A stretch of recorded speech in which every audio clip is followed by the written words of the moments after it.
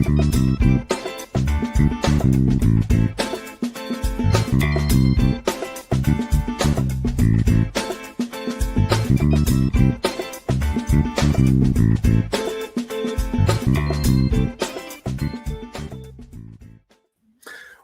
back, my brothers and sisters. It's your boy Seth Garu Baxter with Maker's Bar, where we're creating 1 million leaders today for tomorrow. I am extremely pleased to have part 2 with the Honorable Leela Aheer, a member of the Legislature in Canada, as well as a mom, as well as a wife, as well as a CEO and an activist, as well as a person of intellect. I asked Leela, and we had discussed, there are some more issues that we want to be able to touch base on where we can bring some light and or questions to people in our Maker's Bar audience. I wanted her take on some of the political issues that are globally being questioned right now, in addition to her thoughts on where she stands on them. Now, today we're going to go over a couple of different political issues that are geopolitical as well as United States and Canada related, as well as Leela's advice and thoughts on where we should go and her own personal feelings. Maker's Bar is a bipartisan place where we welcome with open arms those discussions. Sometimes those discussions are not what we always agree upon, but Maker's Bar is the bipartisan place that welcomes all those types of discussion. Here's my beautiful spirit animal and my awesome lady of grace, the Honorable Leela Aheer. Leela, thank you so much for coming back. How are you today? Hello, my brother from another mother. That's right, my chick. Oodles of love from Alberta, from our beautiful mountain province and prairies and blue skies. Thank you so much. I'm so glad you joined us again today. Today we're going to delve into some politics today. Awesome. That'll be fun, and it'll be really, really interesting to see how your listeners respond and, get some feedback from them. I'd be really interested. I am very interested myself. Now, Leela, you've served in a couple of different capacities in the Canadian government. And with that, considering the climate that we're in with the tariffs, Israel, and a number of different subjects that we're going to try and cover a good portion of them today to get your side on, I'd like to go over those. And so I'm so glad you're here today. Beginning with that, how is your son? Oh my goodness. So I was telling you about, if you hadn't listened in on the last, so my younger son, who's 26, is autistic. He's just a brilliant kid. And we have this group called Youth Singers. And so we had our big fundraiser called Hearts Out, like Sing Your Heart Out.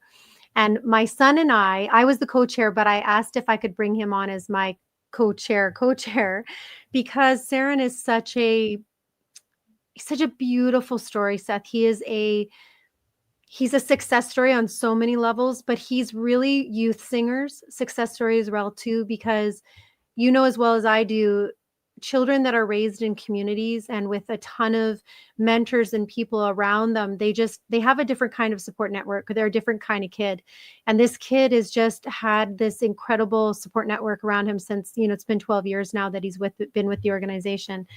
And so anyways, we were doing our fundraiser and we're all dressed up and the whole thing, and we're doing our speech. And like I said, I'll share those with you if you're interested in sharing them with some of your friends.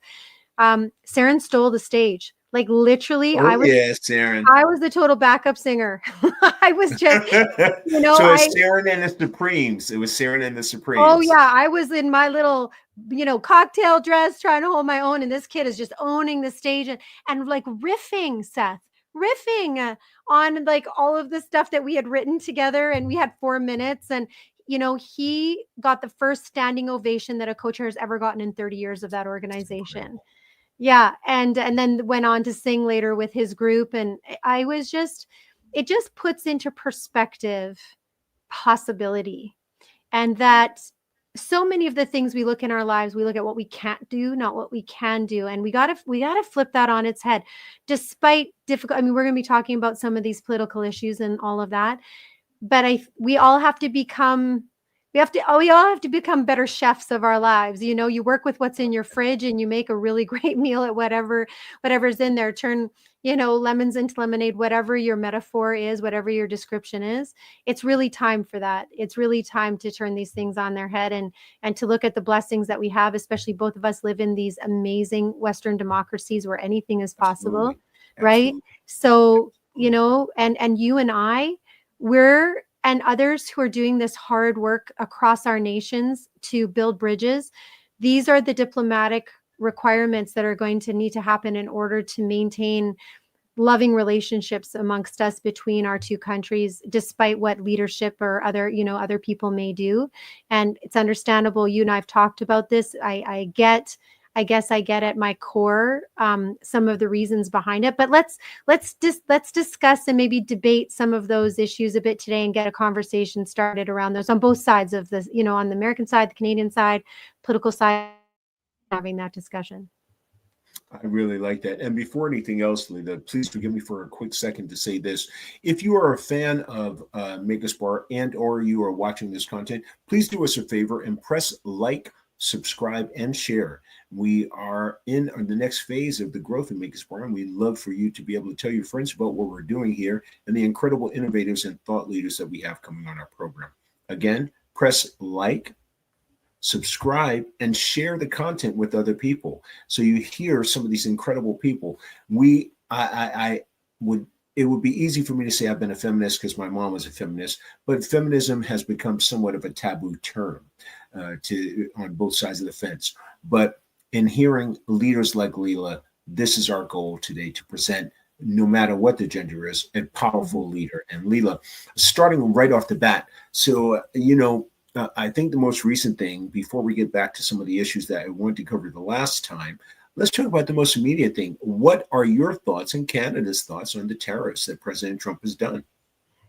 Well, it's interesting because I thought, I understand at my core that the thought process was that in order to be able to reduce taxes for Americans, there had to be another methodology to get dollars into the system, right? In order to maybe counteract some of that. And I do appreciate, while I may not understand the methodology, I do appreciate the desire to look at one's country and say, well, how can I help the people? And I understand the driver of that, and I understand the fear, and I understand the politics that was played in that discussion. So I think that while I can appreciate and try and understand that perspective, what I guess is most difficult for us as Canadians, like we're actually quite emotional about this, because to us, the Americans are these best friends, these neighbors. We share this border that is pretty, has been fairly easy to traverse, and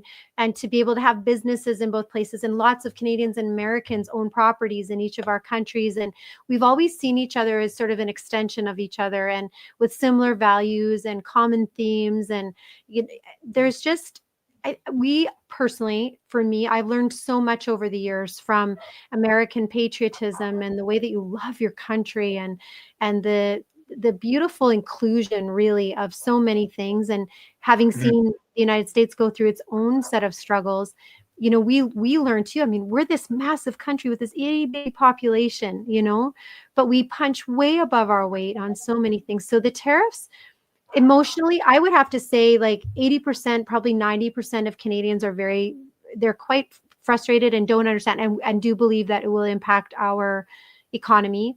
But we also know that Americans are going to be deeply impacted, because at some point tariffs will be there, and that money goes to the government.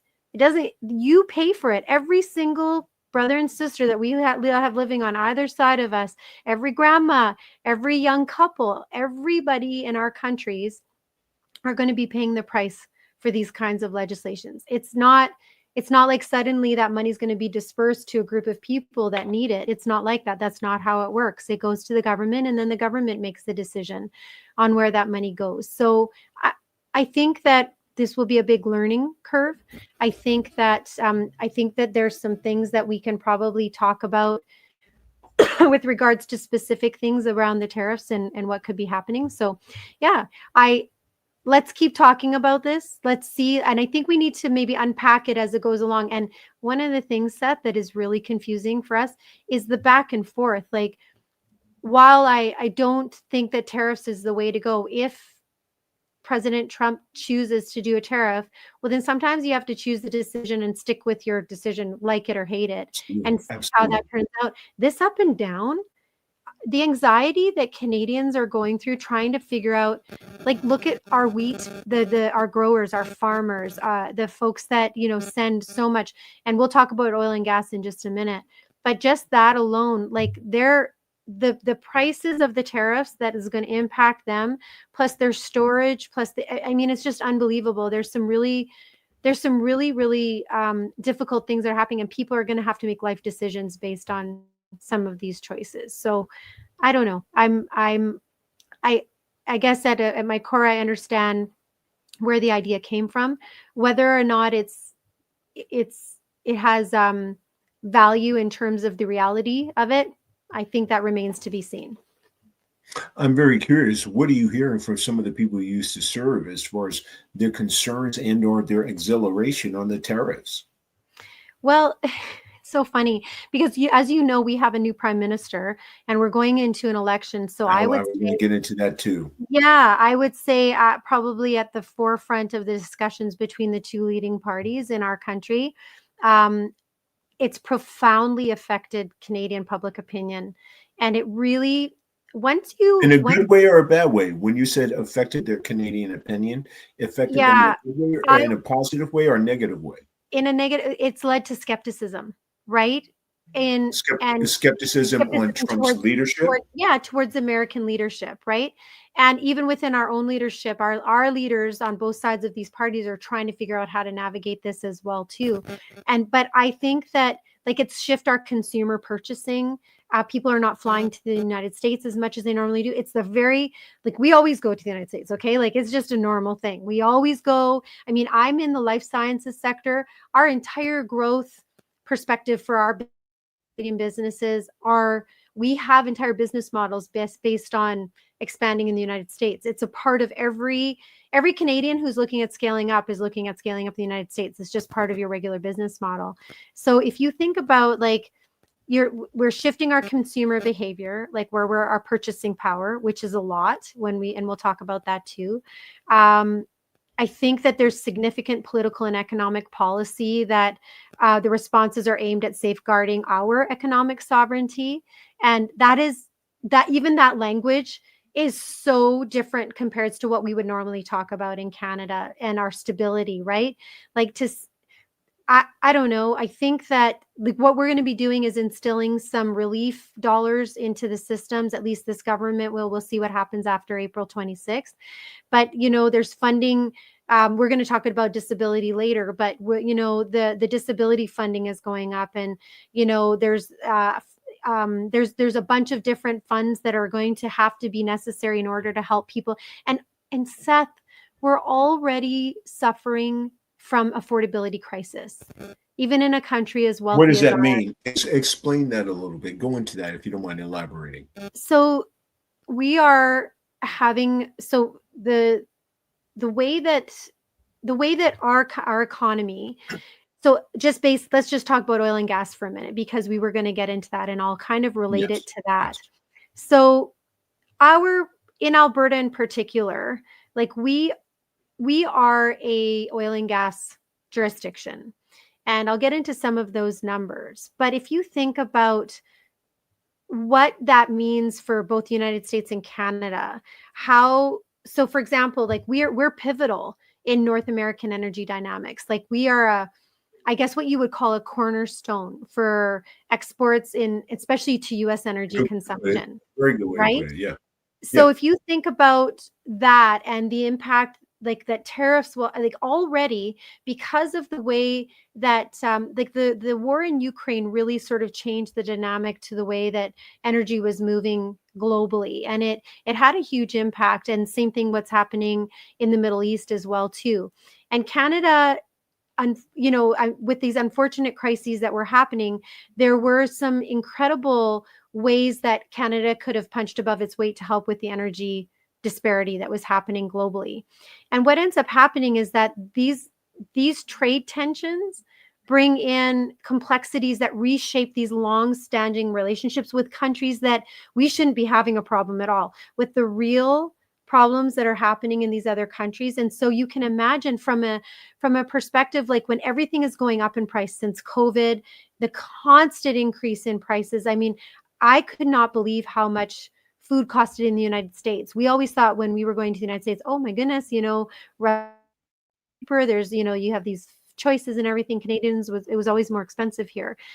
And I could not believe the price. And I'm not just talking about our affordability crisis. You are also going through an affordability crisis, a housing crisis.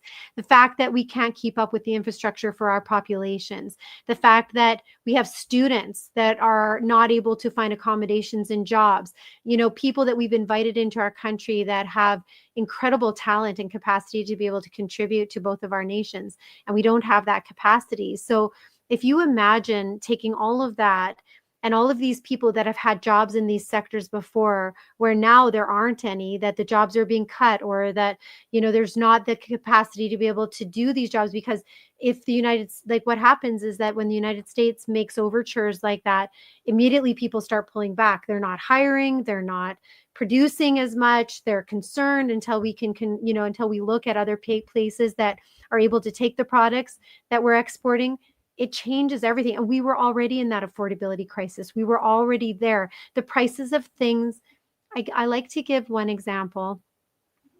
If you look at a family, one that can afford butter and one that can afford margarine, and butter goes up 5 cents, but it's already like 30 or 40% more than margarine. So the average person that can afford margarine may not even be able to afford butter.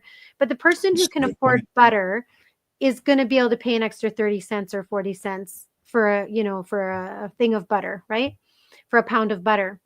But a person who can afford margarine and that goes up 130%, they're going to have a very, very difficult time affording margarine, let alone butter. And it's still significantly cheaper than butter, right? That understanding that explains a lot about what people are going through. They're choosing between heating their homes and putting certain food on the table. They're choosing between paying their rent and paying their car payments.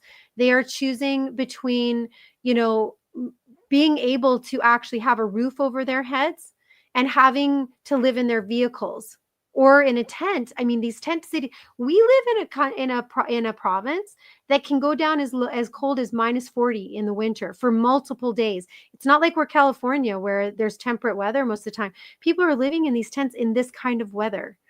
We are seeing in the crisis the people that are becoming addicted more and more and more every day, and our inability to be able to find out the root causes of why that's happening. Well, wait, becoming more addicted. I just want to follow with that. Becoming more addicted because the influx of drugs that are coming more into Canada now are becoming more addicted due to the lack of healthcare. Is there a specific thing that you can point to when you say becoming more addicted? I think there's multiple things. I think that, like, if you look at, labor workers, like when you work in oil and gas in Alberta, you get paid really well. And if you're on a rig and you're pulling those big 250-pound, 300-pound, drill bits, and it's a lot of physical labor, but the pay for those jobs is just phenomenal. But you end up, as a fellow, right? If you're working on those rigs, or a gal, there's lots of people working on these rigs, but you're doing a lot of this, very heavy labor all of the time. And you end up with, shoulder issues and knee and hip replacements and all these kind of things. We could go into healthcare discussion. That's all. We're going to have a completely different discussion for that one. But let's say you can't get in to get a replacement and you're on fentanyl, or you're on any number of drugs, oxycodone or whatever, the various things to help with the pain. And you are not able to get surgery for 2, 3, 4 years. And you're on this pain medication to keep surviving and thriving and living your life. What do you think is going to happen? You are, as a person who would never normally, and not that there's a normalcy to becoming addicted. There's no bar that we can set that we can say, oh yeah, that person's on that pathway, right?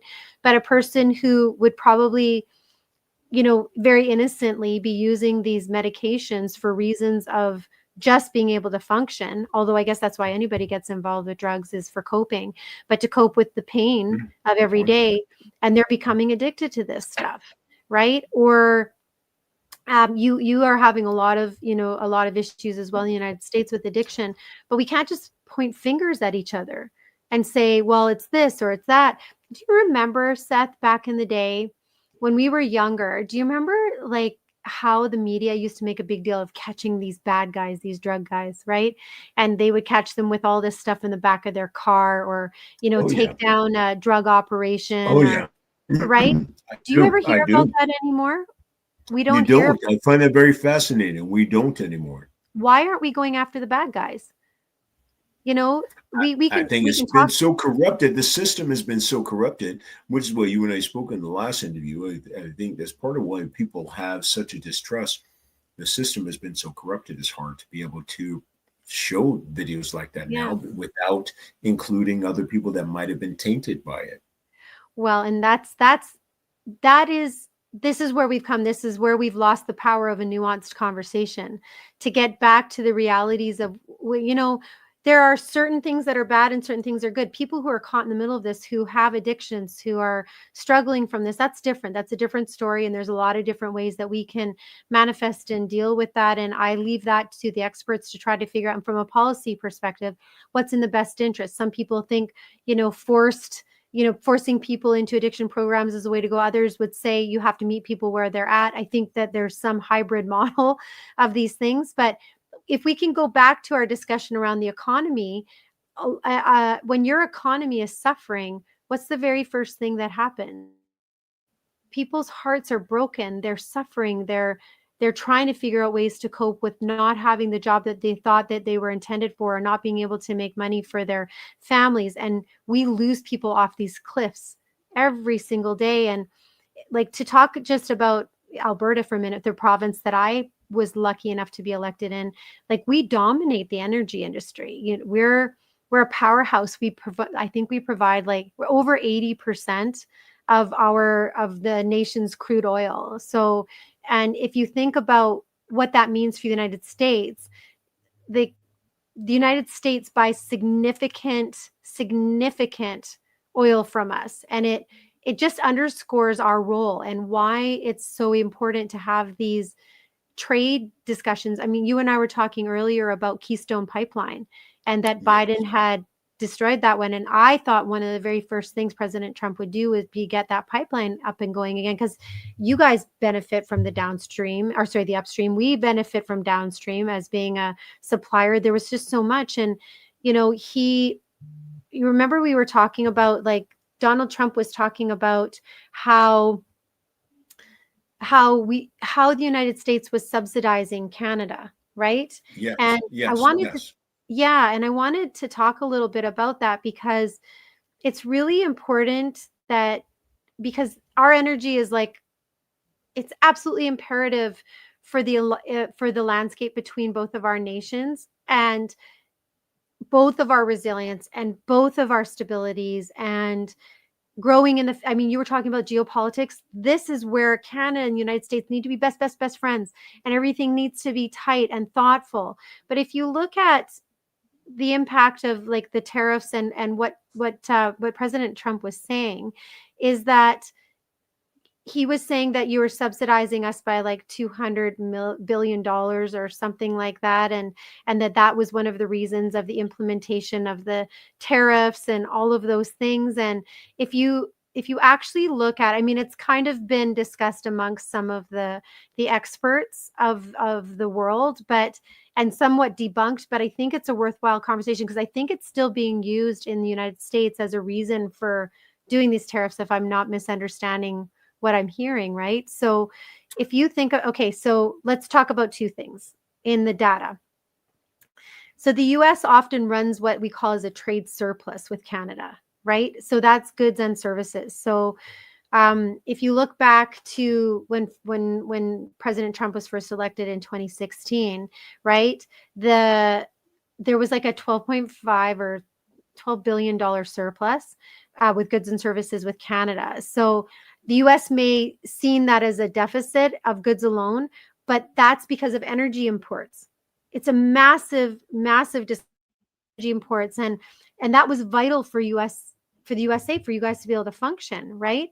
And I think President Trump actually acknowledged his mistake at that time for excluding the calculations of oil and gas. You can't just talk about other goods and services when you don't include oil and gas into that discussion. And it's truly, in in my opinion, Seth, for what it's worth, it's a misunderstanding of I trade think that's actually a economics. I think that's a great way to put it, a misunderstanding. Now, Yeah, elaborate on that. Misunderstanding as to what details? that it doesn't. So uh, when a country imports more than it exports, that does not mean that a government is providing financial support to another nation, because either way the other country is benefiting from either the imports or does that make sense? Yep. It That's does. not a It does. It that's not does. providing. You're not doing us a solid, by doing those things. We're all benefiting from that. We're all doing each other a solid, right? So if you look at, in the case of like Canada and the United States, the US imports massive amounts of energy from us, which contributes to the goods trade deficit, but serves you guys by supplying you with an essential resource, right? So if you look at that, it's just a way to inflame and I think have people look over here while something else is going on over here. Same thing with like that whole 51st state commentary. So, anyways, I think if we look at the billions of dollars that go across our borders, and I was saying to you earlier, like the Canadian dollar is such a benefit to Americans. For energy, for example, we have companies in both countries, right? With legs in both countries. So we sell our crude to you in Canadian dollars. And in the pipeline, there's also this other thing. It's called dilbit. It's this incredible other stuff that goes into the pipeline in order to be able to move products through the pipeline. So butane, propane, all of this, and it's all value add. We don't get a lot of that stuff back. It stays with whoever takes our oil and gas. Then on top of that, you refine it and sell it back to us in American dollars in a usable product. I think that's a very high benefit for the United States. I just don't see where there's anything bad in that decision for our American brothers and sisters. In fact, it's been a bone of contention for Alberta for a long time that that's the way that it works, and that there's not necessarily fairness in terms of how those things move across our borders. But there may be opportunities to change that in the future. But I think it's a very worthwhile discussion. I agree. I agree. Now, what are Canadians feeling about this? Well, it's interesting. President Trump has unified our country in a way. I think I said this in the last interview that we couldn't have You did. possibly We can imagined. elaborate a little bit further on that. Sure. So I've always been with conservative governments, right? That's always been my past. I'm centrist for sure, center right on fiscal policy, and I'm a big energy girl. I'm a firm believer in climate policy, in the environment, and energy, and the economy, and those three things are definitive in our country, anyways, to be successful and to make sure we can provide for everybody, including our most vulnerable, to which we had already sort of spoken about. I think that we are going to have to figure out. So Prime Minister Carney right now, and we'll see what happens on April 28th. I would say in Canada, we have this disparity of population in the East and the West. So even if the West completely voted in one way, we don't even show up in the polls because our populations are so small, even compared to the East. So we have this Western alienation product that has come as a result of our voice not really mattering at the federal level. So as you can imagine, If you don't mind, Leila, explain a little bit of that, because I think some of our audience should hear some of the sure. comparisons on when government elections and that kind of thing happens and the difference. Sure. So we like out in the West, we're very energy oriented. We're agriculture. We're big cities with rural areas. We have these wonderful tons and tons of immigrants that come into our areas working into. I mean, we're just so blessed with the inclusion and diversification of their population and all of those things. And it's built this beautiful tapestry out west with all of these newcomers coming into our areas. Western alienation is about the fact that we're the resource rich area and all of our resources feed the east part of our country. All of that, what I was just telling you about, those $84 billion or so in, oil and gas that goes across the United States and everything that is produced in our province benefits obviously our federal government. And that federal government is able to have amazing budgets as a result of oil and gas. And it's been a bone of contention with the West and the East that the East has not acknowledged how the West, for our small size, really punch above our weight in terms of GDP and what we contribute to the gross national product and the money that goes into the coffers of the federal government. And they've done consistent, really bad policy, anti-energy policy, to really kibosh a lot of the opportunities to be able to move our oil and gas across our nation. So interestingly enough, President Trump has really started a conversation where both the Liberals and the about energy for the first time ever in sort of in a similar direction, and talking about our interprovincial trade issues and building corridors across our country to actually be able to move oil and gas east and west, not just north and south, which typically we've always gone to the States, right? So that value proposition, I don't know if we would have ever gotten the kind of recognition that we're getting now had President Trump not done what he had done. So thank you for that. I think it's given us a real pause to figure out who we are as Canadians and a different look at our identity. It is certainly, Western alienation is heavily impacted by the inability to see our value, even though we're a small population. And then our votes, we don't have equal representation because our populations are smaller out here. So every single person in the West could vote one direction. It wouldn't matter if all of Ontario, Quebec, and the Maritimes vote in one direction. The election is done. They don't even have to look at us. We don't have the numbers to even impact. So the leaders that get into government will obviously lean towards what the East wants. And when the East is not educated about what the West does and how we contribute, that's what causes these kinds of breakdowns in communication. Similarly to the misinformation that our current president, and Biden too, I have to say Biden was completely uneducated on or I shouldn't say uneducated, I don't know him personally, so that's not a fair thing to say, but the administration was completely uneducated on the oil and gas sector and how things move from the United States to Canada, because the United States is building pipelines every single day.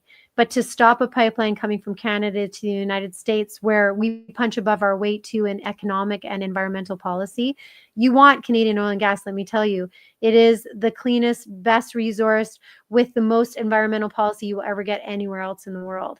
So right? So you can see like there's an interesting dichotomy. And so whoever ends up having the privilege of running this beautiful country that I call home, they're really going to have to look at how they incorporate the West, what we bring to the table, our natural resources, our human resources, who we are. And I think that there's a tremendous opportunity for Canada to grow.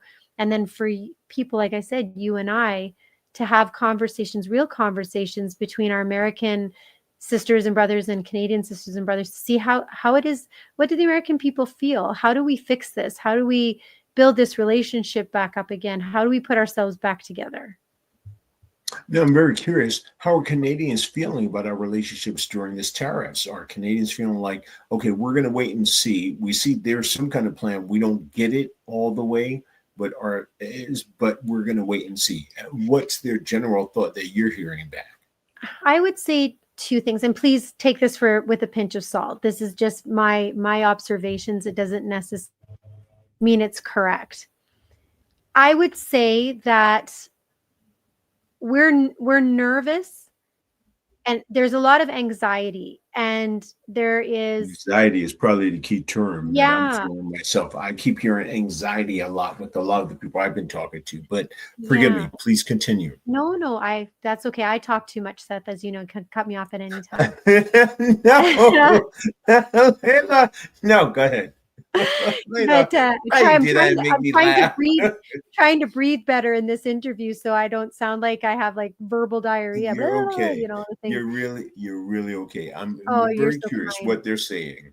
But I think that Canadians as a whole are we're very thoughtful and grounded people. There's a tremendous humility in this country because of our small size, and everybody knows their neighbors here. Even with we're only 43 million population. That's all of California. That's across. We're the second largest landmass in the world, and we only And have I 40. think so many people forget that, Yeah, sis. I think yeah, so many people forget that Canada, being our sister with the landmass, doesn't have the population that we do. And I think that's some of that's the right. things we need to be reminded of. And we completely were dependent on the United States and our relationship with the United States for our own well-being and our economy. Not because you had to subsidize us, but because we all had what each other needed, right? We had the natural resources. You had the ability to turn it into something. We were able to create components. You were able to take those and build vehicles. And then we had great free trade agreements across the borders with various other things. There's been issues for sure. Nothing's perfect about what we had, but it was a high functioning, very, very good relationship between both of our nations. And I think that Canadians they're concerned that the way that people were viewing the rest of the world was the thing that was being elevated versus the building of allies and strength. And one question I have too that maybe some of your listeners can answer too or may have an opinion on is how does one, like, let's say with President Trump's, advocacy, you're able to do all things in America. You don't require any help from anybody else.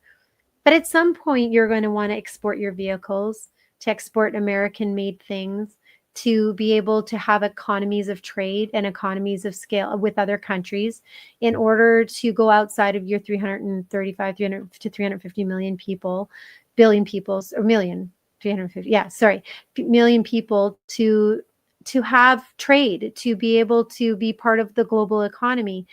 If you isolate yourself and create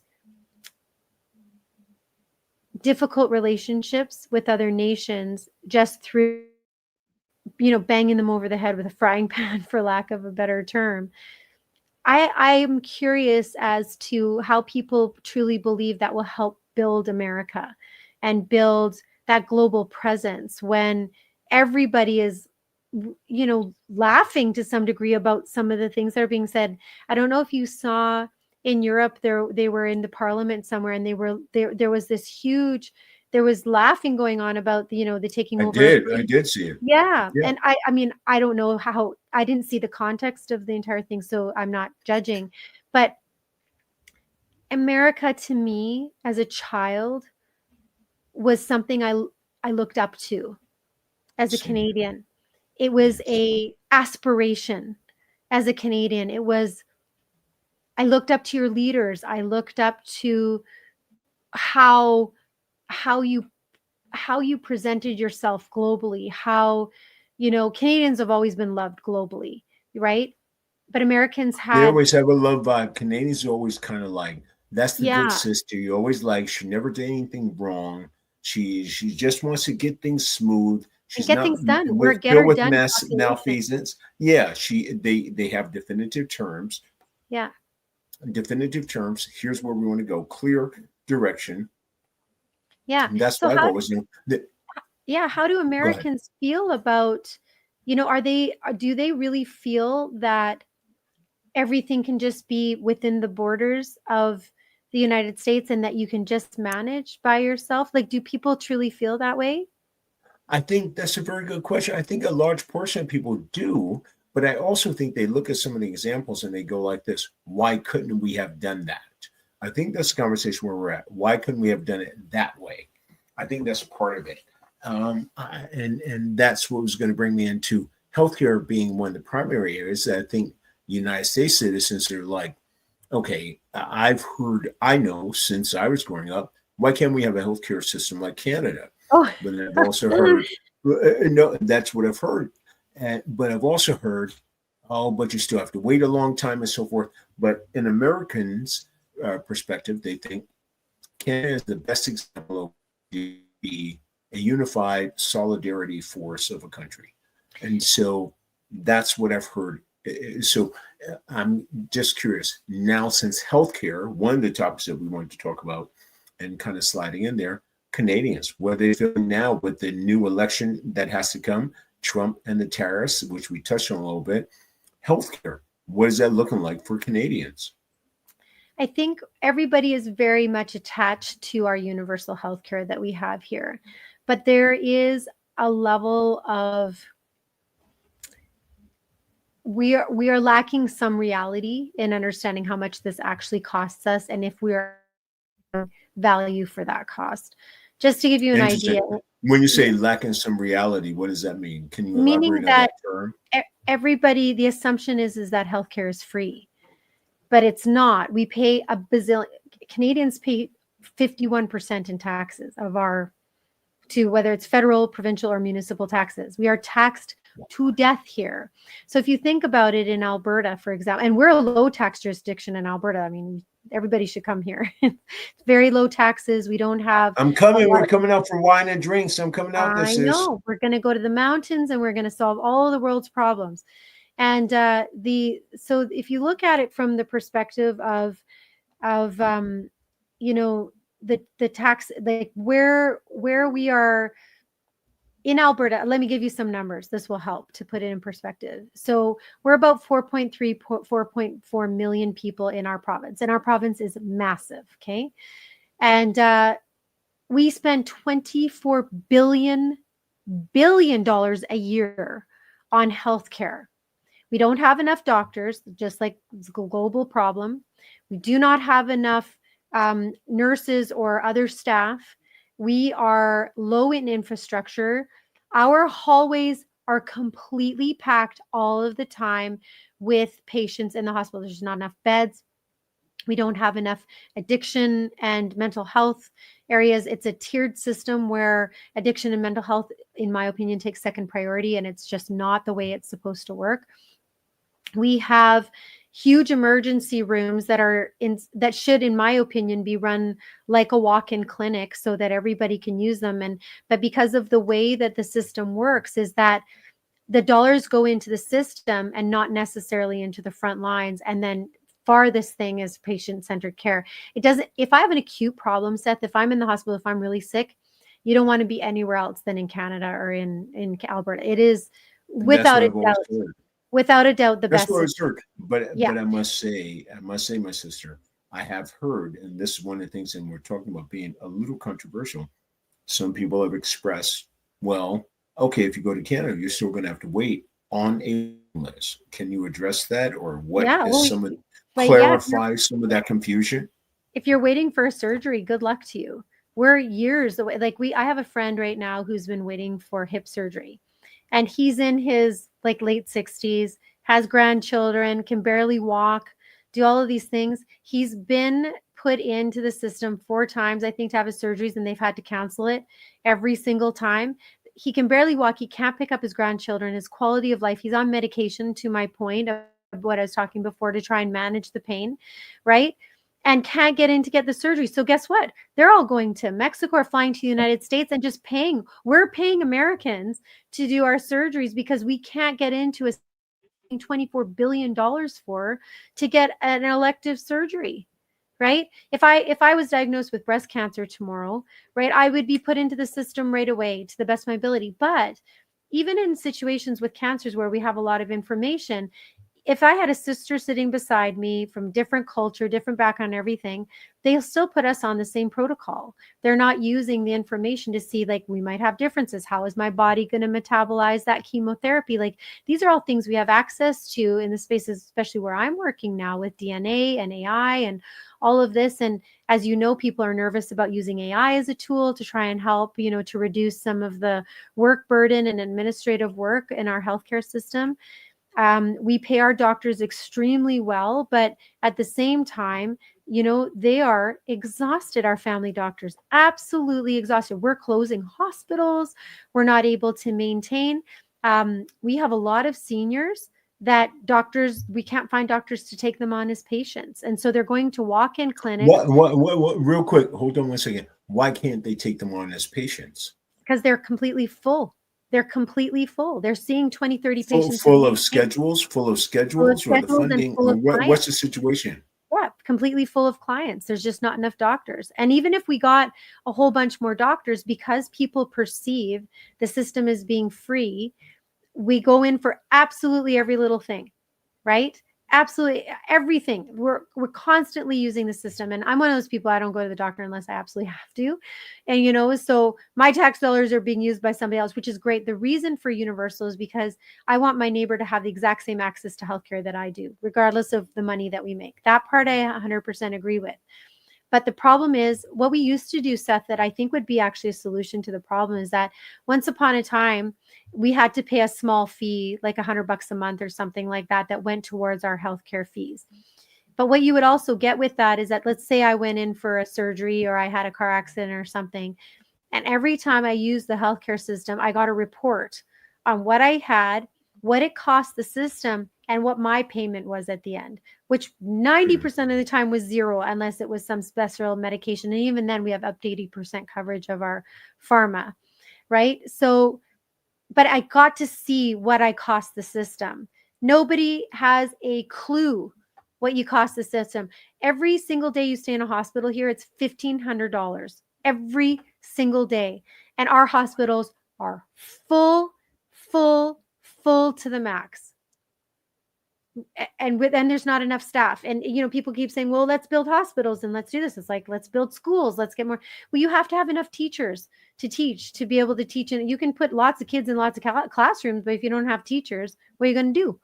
Same thing. We can build all these hospitals as infrastructure, but if you don't have enough doctors there, you can sit in a very nice room all day long and see somebody, but that's not going to help you heal or get you better anytime soon. So I think the answer at the end of the day, to answer your question, is a hybrid system, I think, between our two great nations.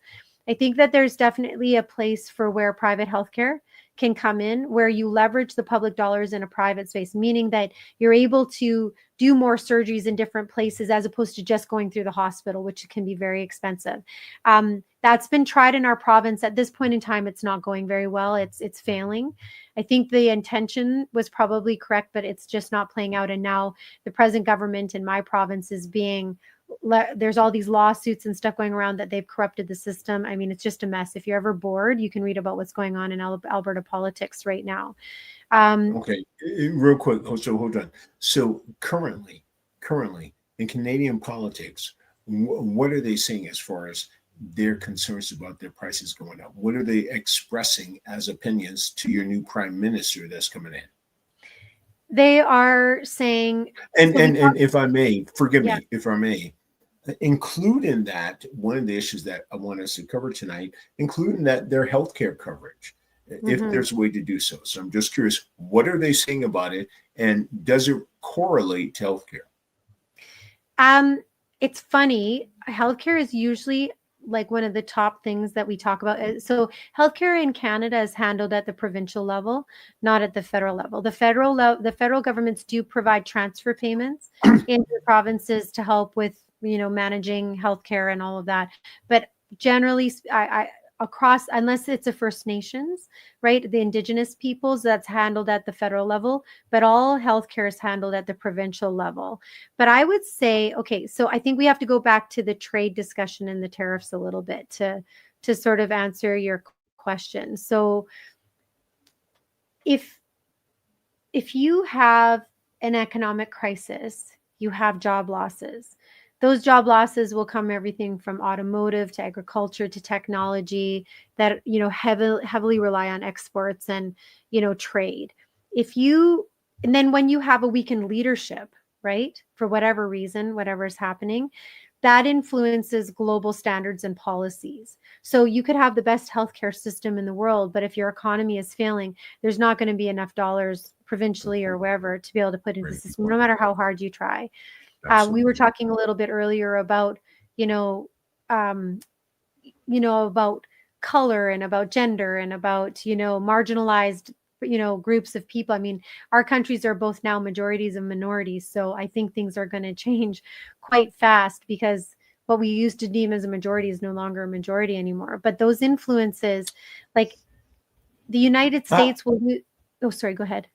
Oh, Hello? That is, Okay. yes, sorry, that was a sound effect issue over this way. Go ahead. Are you good? Yes, we're good. Go right ahead. That was a sound effect issue over here. Oh, cool. So the US, like, they influence global standards and policies, right? So if you look at, if the United States loses its ability to help help to shape trade policies, right? Be part of the discussion. How can you advocate for yourself on a global stage, right? How is that possible? So that's how, like as Canadians, that's how we're viewing it. We're going to our allies, we're going to other people to build these trade relationships because our best friends don't want to be best friends anymore, No, like no, that. I'm curious about that. Best friends. So United States and Canada are and were best friends. So now some of this tumultuous heat is happening. What's happening with the Canadian and United States relationship? Is it being tattered? Or is Canada saying, yeah, we're sticking by you. We get it. We're going to wait and see what you guys are doing? I think that we have a very strong belief of relationships. And if we can I mean, I can't suppose what this government's going to do. I imagine there'll be some retaliatory The tariffs that current come government, back. the The current current government, government. and if they do form government again, I can't. If the Conservatives form government, I have really no clue what they'll do. They've said some things about what they're going to do, but at a time right now, don't you think, Seth, that we should all be building, building, building? We need I jobs agree. for I people. do. I do. We need the private sector to just to be flourishing so that they can hire people into the trades, get them into the schools, be putting a ton of money into advanced education and getting people into secondary classes, whether that's trades or whether that's, high academic training. We need, if you think about, if, like, for example, US talks about bringing manufacturing back to the US, right, to avoid those tariffs on imported goods. But how do you do that transition when, if your domestic production is more expensive than what you can get from Canada, how does that help out the American public? Somebody needs to explain that to me, because high labor and raw material costs are your two biggest expenses, right? In Canada, for example, one of the reasons why we refine our oil in the United States, like in Chicago and Florida, is because you're able to refine that a whole lot cheaper than we can do.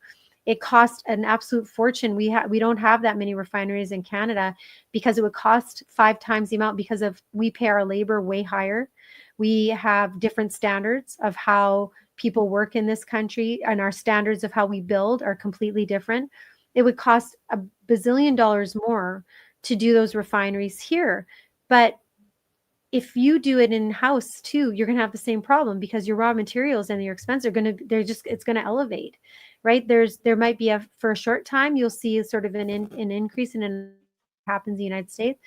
I just, somebody smarter than me needs to explain this to me, how I that's agree. going to actually function, right? And what about the efficiencies of global production and, reduce productivity? Like, you have to look at how we're not only accessing stuff, we're accessing efficiency from each other, things that we might be better at, right? And I think that when you both of our economies are going to be impacted, both of them.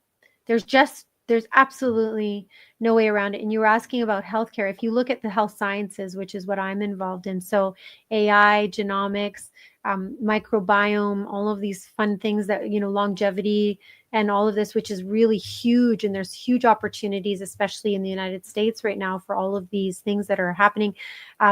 Blockchain, quantum, all of these things that are, they're not going to care if you have a border. They're not going to care.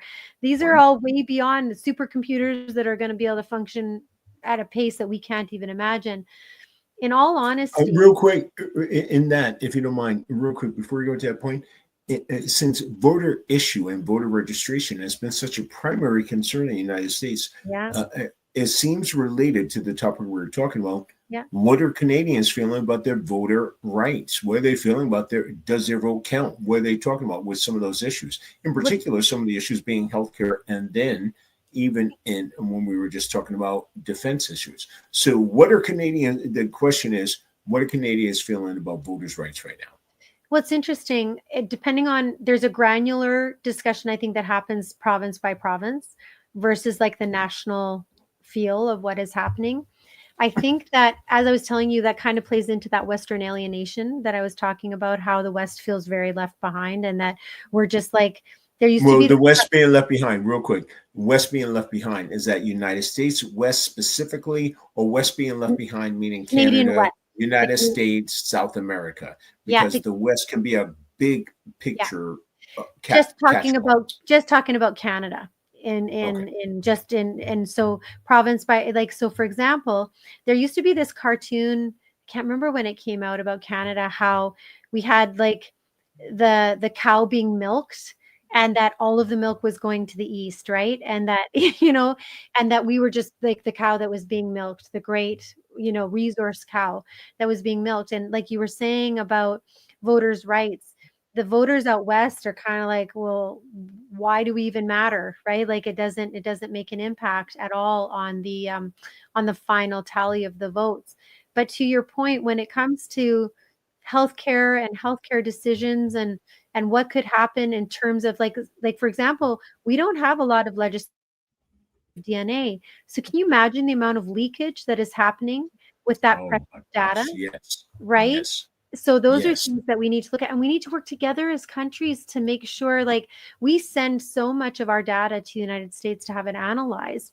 And what is going to happen with that? Are we going to have still trusting relationships with the labs that we share relationships with to make sure that that data is protected?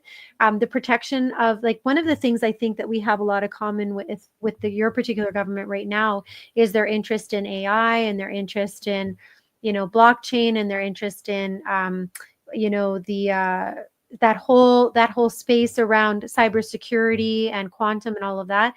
These are the things that are going to bind us, Seth. The things that are going to join us. And again, I can't imagine that the United States can just figure that out all on their own, because they're a global partner. It's going to take, Sometimes, for sure. yeah. I mean, there's always going to be diplomatic tensions, okay? But trade agreements often are the grounding founding agreements between two nations. It goes so much Speaking more about than trade. Yeah. Well, speaking about two nations, what are your thoughts on Trump and Israel? What are some of those issues you're thinking about? Because, and again, Mega Sports bipartisan platform, but we're trying to find out our elected officials from wherever country they're from. What are their thoughts? What are you thinking as far as our issues going on right now with Israel? Yeah. Look at I have so many friends on both sides of this discussions, and I think the one of the most horrific things that I saw was when on October 7th, I represent a lot of women's organizations, and I work a lot in domestic violence and sexual assault, and working on coercive control and pieces of legislation that are very important to me. And I saw Me Too movements and all these movements that I had put my faith, love, money, dollars, time into completely ignore what happened on October 7th, completely ignore this despicable thing that happened, which has nothing to do with Palestinians, okay? I'm talking about Hamas. I'm talking about Hezbollah. I'm talking about terrorist organizations, okay? What happened that day and the lack of acknowledgement of what happened at that moment set a tone that nobody was going to be able to come back from. And then further to that, Good then you point. have then you have all of the countries around Israel not accepting Palestinians into their countries to try and help them in the midst of this crisis, or allowing for, which, did you see any countries coming forward with aid to go in and help Palestinians? Especially because these poor families are caught in the middle of this war that they have nothing to do with, right? And you look at what has happened in that country, and far be it from me, I'm sort of out of the this is just my, again, it's just my opinion for what it's worth, but what has happened to Palestine right now at this time, and the people there, that's also unacceptable. There's Hmm. just there's nothing here for the average person to go and look at that and go, okay, that was the right decision, right? It's gone so far. It's almost like these opportunistic moments for these leaders to sort of use these populations to try and forward an agenda versus actually looking at the pain and disaster that has happened to both of these cultures. And particularly, Canada has always been behind a two-state solution. I firmly believe in that, Yes, 100% behind that. All of this nonsense, absolutely. all of this nonsense, that was being said about the river to the sea and taking back Israel or all of that, none of that was, in my opinion, relevant to the fact that we have real people on both sides of this discussion that need to have a home, that need to be able to be seen as valued and have, have, can you imagine not having a home? Yeah, I Right? can. I've been homeless. I've been homeless, so I do know. Well, there you go. And so again, I don't mean to oversimplify this. I know there's a lot of motion behind this. I know that a lot of people have different opinions about who's who and who owns what and who was first and all of those things. And there are valuable discussions to be had on both sides of that. But Absolutely. as diplomatic nations, our first agenda needs to be that two-state solution. You I said it right. firmly stand behind it. I don't care who comes into government for us. That is, for me, that's You the said it only right, that's the only sweetheart. starter in this conversation. But to have seen the women's organizations in the United States and Canada not stand with who were absolutely the families that were destroyed that day brutally, and then to use the excuse that somehow those poor families, those innocents, deserved what happened to them. Similarly, like, you would never say that what is happening to the innocents in Palestine should happen to them. It's ridiculous to think that either of those is an equitable choice or decision to this absolutely horrific situation. And I question why all of the other countries that surround Israel have not opened the doors to the Palestinians to help them, to get their kids back into school, to get them out of harm's way. And maybe I just don't know. Maybe I'm not close enough to the discussion. Again, it's an observation. I'm not being factual in my discussion. I'm just speaking about what I read and what I understand. And again, I know a lot of people may not agree with me, and that's okay. There are multiple sides to this discussion, but the only solution that I can foresee at this point in time is for, if Palestine is choosing Hamas as their leadership, to lead that country forward, then somebody at some point in time has to take up the helm to figure out how it is that we create leader people that can actually lead through. We need those hostages returned to Israel, the Israeli families, whether they're alive or if they've passed while they've been there. There's just so much to it, and I don't mean to regurgitate the old statements, but No, you didn't. It was very, very much an interesting point. where are the cooler heads that need to prevail at this point in time? We're Where are looking for them. We're looking for Yeah. them. And I think you are one of them. I think you are one of them. And some of the leaders I was speaking to, I think, again, we are in very fresh times. This election has just happened. I think that we're very much in the what's going to happen phase, the questioning. I was listening to a podcast that kept saying, why are we here and what are we doing? So I think right now is currently like you're in my investigation. We're saying, here's some things to do. Stay calm, refocus. Let's look at this and so forth. But I think that's a big part of it. Well, and we have to look at the human cost.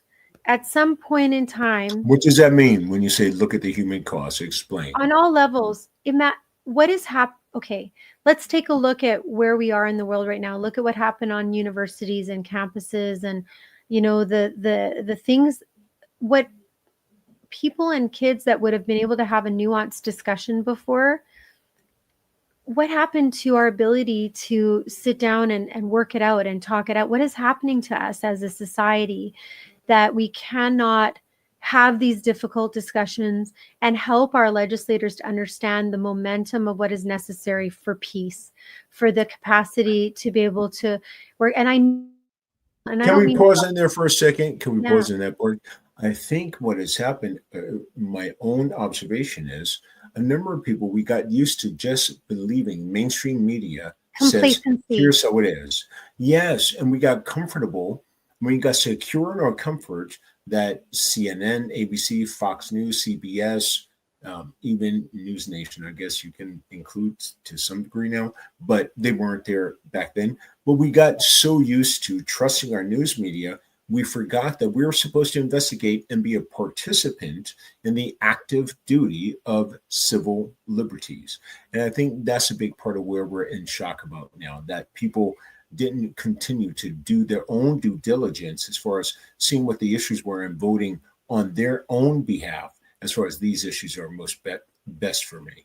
I think that was a big part of it, was Yeah. seeing some of the things that were coming up and not being a participant to understand and research and know that if this is best for me or this is not. They And don't now 100 emotional politics came into play. Pardon me. Emotional politics came into play during a couple of presidents ago. And I think people feel concerned about their jobs if they speak on either side of the fence. And I think some of that is what has been the unfortunate place where we're at now. But now people are saying, I want to know more. Why Maker's Bar is here, why you're here, and saying, okay, so we had a small lapse in judgment that said we weren't sure what was going on, but now we're delving deeper into it. So let's listen to Leela, let's listen to Mark Grant, let's listen to some of these other voices, because we see 50 some odd years has not gotten to us anywhere, and now we're doing that. And so hence our leaders like yourself to say, here's some other resources to look at. Yeah. And really feel it, like it's got to be like you're thinking about your own child or your own family for you to be able to put it into perspective. It can't just be this whole other thing that's over here, right? Like if you look at like, remember how we were talking about like what Canadian priorities are right now? Like Yes, I think what yes. will define the next election, like I was saying, was affordability and the cost of living, right? These have always been things that as Canadians, because we pay so many taxes, when things become unattainable for us, we're just confused as to why, because we work so hard. The work ethic in this country is beyond it's just amazing. We're a get her done population. We get our hands right in there it doesn't matter what your station is in life. Everybody's in the muck at some point in time and proud of it, like, some of my best friends and some of the wealthiest people I know are farmers and oilmen, and there's never a day when they don't have dirt under their fingernails. And I was just at a memorial service yesterday. I was singing at a memorial service for a friend of mine, and there's about 350 people in the room for this lady, and she was salt of the earth, tough as nails lady. She either loved her or she hated you. And I just loved her because she was just this really true, authentic person. And that is not valued anymore, right? That true authenticity, like that ability. Unfortunately. Yeah. So that's why I think conservatives may be edging forward in the polls, and why our countries are sort of heading in that direction, because they can speak to that pain point a little bit better at this point, whether or not they're actually able to do anything, because I don't see where Trump's policies have helped out Americans at this point. Maybe you would be better at describing if it's actually working or not. I think we're still early. I think we're still early. And I'm It's not very even fair. siding with Trump. Yeah, and Oh, you're not siding with anybody. I'm just curious of the yeah, policy. Yeah. and I didn't even see it necessarily for you as much as I'm saying. You and I spoke about in our last interview. I think we're so fresh in the new election that right now it's too early to make determinations. It's scary. Things are fast. People don't know what to do. Yeah. But I think the worst move would be to react while we don't know. We don't have enough information. So part of my interest was in seeing, well, where is Leila saying? What is she seeing as Canadians? What are they seeing as far as issues we should be concerned about? So I haven't made a strong determination yet. And Yeah. I think some Americans, because Trump is such a trailblazer, people are appreciative of his immediacy of things he said he was going to enact. But because of the fluctuation of things, I don't know that people know how to think just yet. And I think we have to have a little more time. That really is.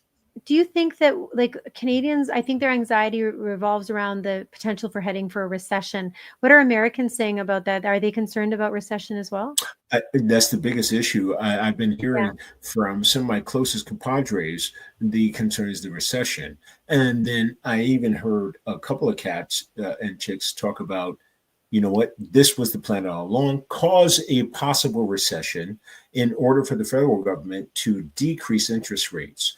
And that this was an intentional, abrupt movement in these tariffs to be able to cause the federal government, Federal Reserve, to decrease interest rates. So I've been hearing a couple of different things, but that seems to be the strongest thing that I've heard some people saying that the idea is not to make people all nervous, but we're going to force people's hands. That seems to be what I'm hearing most about. Yeah, because consumer sentiment is certainly, because I don't think the recession will just happen in our countries because of our own countries and the inflation. But if you think about, though, how the prices are going to be shocked in the United States by not That's having the concern. that, you know, like if like there's going to be a lot of like the human part of it again. Like let's talk about the human piece of it. Yes, maybe it will shock the system a little bit, but what about the real people that are like literally making the decision between cooling or heating their homes and putting food on the table or even having a home? Like if you think about like there's lack of confidence in the labor market. Consumers are worried about their financial health, which means they're, you know how it is, the economy only functions when we're spending, right? And if And, you're and not, and then with that, if I may interject real yeah, quick, also people don't know how to invest. I think that's also causing a concern. yeah. People So don't know how to invest. that's right. So an inflationary space is kind of counterintuitive to people thinking about their future because we don't, you know, we're coming from a time when we're so privileged, or you kind of just get everything right now as you want, as you need. Amazon delivers it tomorrow, right? You know, it's just like that. So if you think about like, if I would say, I don't know, probably close to 90% of Canadians are worried about the economy worsening, and it's already, like I said, it's a major issue for our politicians. But like I was, when you were asking me earlier and I wasn't able to answer quite as clearly about like what does affordability mean, like what is that crisis looking like the I was just looking this up. Fresh fruits and vegetables are the rising cost 72% I increase. know my chick Packaged is goods is crazy. 67% increase. And then the interest rates in response to economic challenges. So the Bank of Canada has reduced its benchmark interest rates to 2.75%. That's the seventh consecutive cut that we've had to our interest rates. So tell me, is it working? Yeah, I I think it's still early. I don't know. yeah, but that's I our really seventh I cut. would like to make a determination. I'd like to make a determination, but I'm just concerned that we're going to make determinations too quickly, and that Yeah. can also influence the market. So I don't know yet. Although I see where people are saying on both sides, people are saying he he came in here, he's doing exactly what he said. But the other people Certainly. saying, "Hey, look what's happening. Eggs are still 14 bucks. Eggs are still 15 bucks." That's just And it. so I was very curious our sister Canada and what Canada say because Well, yeah, the entire country has blamed the former government for these increases, and yes, that's what happened in the United States too, is that you blame one government for it. You remember back in the exactly. day, it used to be that governments, no matter whether they were Democratic or Republican, or even in our country too, there was always good policies. You could always see an overlap between Yes, the last yes, government and the yes, new government. And they kind of took whatever that government did and sort of continued on. It wasn't sort of an ideological premise. I think my concern around the policies right now and in the last probably 10 to 15, probably last 10 years, is that are we really making good choices based on fact, or is it on ideology? Is it emotion or is it reality? Is it common sense or is it just, you know, frustration with the system? Because I think that I think that we can all live and function on our own. We'll make it, we'll manage, right? We obviously do not grow regularly grapefruits and oranges in Canada, right? Like we're completely dependent on certain things coming from the United States. We're a cold country. You know, we have beautiful fruits and vegetables along the rivers in the eastern Canada and then in BC, and we have an amazing wheat basket in the middle of our country. We have lots of things that we can grow here that may be seasonal, but you can function. The question I guess that I have is really what is our expectation for our quality of life? What do we want? What do we really, really want, Seth? Do we want to have, you know, like I'm asking it as a rhetorical question, not because you have an answer.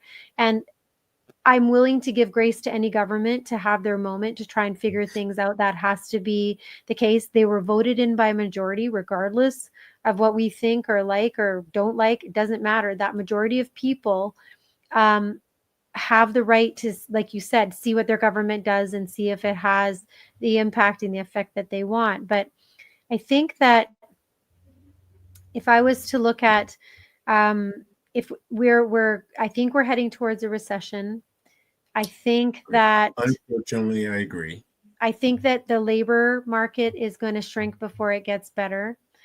I think that the economic indicators are showing that whatever benchmarks we thought were going to work may not be the answer. And I think that governments are going to have to be thoughtful in their disposition of how they're looking at that and be really truthful to themselves and to the people that they serve about the opportunities.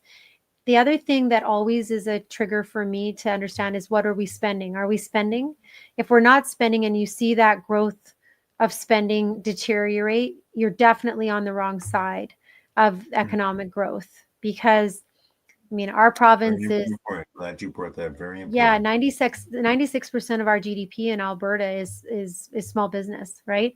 So if small businesses aren't functioning and bringing that forward, like the oil and gas is a huge part of it, but we are a huge small business sector, and women punch way above their weight in our province. I think for every 100 men that have small businesses, that we're at like almost 90 women for small businesses. It's a huge, you know, we're an entrepreneurial province on top of being energy, economics, and environment. And I look at these small businesses, these amazing mom and pop, you know, places that are springing up all over the place that have legs and have the capacity to really grow the province that may not even get started because we're being so short-sighted on how we impact each other. I'm very interested before as we're closing out. Yeah. Autism, dual diagnoses, those things. Medicare is a big issue here in the United States as far as it affects those communities who have dual diagnoses, autism, etc. Is Canada seeing, since the recent tariffs and all the other upsets that have been major changes with dual diagnoses, persons who have autism and are on the spectrum, are you guys seeing some of those things? Because I know that's a big issue for you and I both. Are you guys seeing some impact since the recent election, since Trump has got in, where they're going to have a negative impact? In the short answer, I elaborate a great deal, but are you guys concerned? Is Canada concerned as far as autistic adults who have dual diagnoses being affected or impacted in a harmful way financially? Yeah. Oh, yeah. They're already clawing back in our province on dollars for people who are what we call it's AISH. So it's for very severely impacted people through their disabilities. We're seeing cutbacks on teachers and teachers' aides that specifically work in that space. We're seeing that one of the things that we were really proud of when we were in government, when I was in government, is that we were looking for organizations and businesses that saw the value of these particular kids and you know, and these adults and what they bring to the systems in terms of they're just such pure souls, you know, and so much to offer. And, you know, while they may be quirky, they are the best kind of quirky. And once you understand and understand where their talents lie and how they function, I mean, they're just such a beautiful part of the working class. And some people see autism and Asperger's and all this as an evolution of our humanity, of where we're going and where our brains made to be developing. Who knows? I know that President Trump was talking about the numbers and the statistics and trying to get to the bottom of what's causing Yes, autism and all of yes, this. So yes. that'll be interesting. I'm quite curious to see the sort of, if it's an ideological premise or if he's, really going to dig into this particular situation, because I don't know. I think that people evolve all the time. This might be one of those evolutions. Hard to know. Really hard to know. Having a son with autism, he's about as perfect as a person as I've ever met. I wouldn't touch a hair on his I head. agree with So, that. I but so that's just, heartily agree with that. My yeah. concern So, is, though, but my concern is, I want to go back to this. I'm not sure that I felt I heard the answer. Are we concerned about our medical financial provisional resources going to our young yeah. people and family members that have disabilities? Or is Canada concerned, as some Americans are, that Medicare and Medicaid that are going to help some of our young people and our family members? Is Canada concerned about that as well? Are you seeing that with some of the former constituents? Yeah, I could give you lots of examples. There's a tremendous amount of fear because we're seeing services being cut all over the place. And the first ones that always go are people with disabilities, and especially when they're on the spectrum, because not a lot of people understand why they're considered to have a disability. They just don't understand. They just think that they're difficult to deal with. They don't understand. We're not educating people enough to understand who these wonderful, interesting, quirky human beings are. It's, the parents are really, a lot of families are working really hard to rally around these kids and make sure that they're getting all the services. And one of the things I'll say, Seth, that I can hold to just from a very personal perspective is that early intervention is the key. And if you want to spend Good point. billions less on what happens to them later in life, that early intervention is key. Early diagnosis, early interventions, understanding their strengths, their qualities, making sure that the schools are set up to be able to manage, the various things, especially if they have, issues with stimuli and all of this, and making sure that their talents are being really, really, you want to exploit the talent. Spotlighted, Yeah. And spotlighted. spotlight it. And I don't know what it's like in the United States, but here in the education system, these wonderful teachers that are coming out of the system, unless they've specifically asked for specifics around teaching kids with disabilities, the average teacher is getting like maybe one or two courses. And if you have a classroom of 30 to 35 kids, a portion of them don't speak English. Some of them have neurodiversities. Others are having, issues at home. You have these complex classrooms trying to teach them like, the basics of life and maths and ABCs and all these things, plus, a social platform to understand civil society and all of this. And you are completely exhausted and unable, at least I'm sure some teachers feel this way. I mean, I love them all, but, trying to make a difference in these kids' lives. And do I want to segregate the kids that have special needs? No. But I think that there's also a point where that segregation can also be valuable to them as long as we're understanding their inherent capacity versus removing them because of lack of capacity. Again, I think that's the lemonade out of lemon side of things. Like, what are we actually trying to accomplish with these kids, right? I think that's extremely important. And I think also what I wanted to highlight with some of that was I think the conversation gets pushed too quickly when it comes to young adults with developmental disabilities. And the conversation, it doesn't have enough time spent on it, but it's hurry up, throw money at it, and we're good. And Never sometimes I works. wanted to liberate it. Yeah, Never it works. doesn't. It No, doesn't. it's a special group of So people. a very special group of people, very special group of advocates, very special group of Yes. activists, very special group. And having worked in the field a good time myself as a professional and having a family member that is of the autism community. So Yeah. that's why some of those things I was really glad we spoke about tonight. Leela, please remind people where they can reach you again and how they get a hold of you. And then I'm going to touch on a few other topics before we close this evening. Yeah. Well, please look me up on LinkedIn and, hopefully Seth being like the matchmaker that he is with all of these people and his interest, there'll be opportunities to continue these conversations. And please, from the bottom of my heart, I don't speak about these things because I'm right or that I have the right answers or anything like that. I've had this privilege to sort of see things through a different lens. And I'm interested in forwarding the conversation and not being afraid to have the conversations, and that future politicians and representatives for us, right? Have that capacity to have those conversations. So please look me up on LinkedIn. It's just Leela. It's Leela. It's honorable. So H O. No H. Folks, I made the mistake of the H last time. It is Leela Yeah. with no H. Yeah, Leela with no H. So the honorable at the beginning is the designation that I have from being a minister of the crown. And everybody calls me Hun, which is cute because that's what comes up in my LinkedIn profile. So you can call me Hun if you want to. But yeah, so it's HON dot Leela in brackets Sharon, SHARON, and then last name AHEER.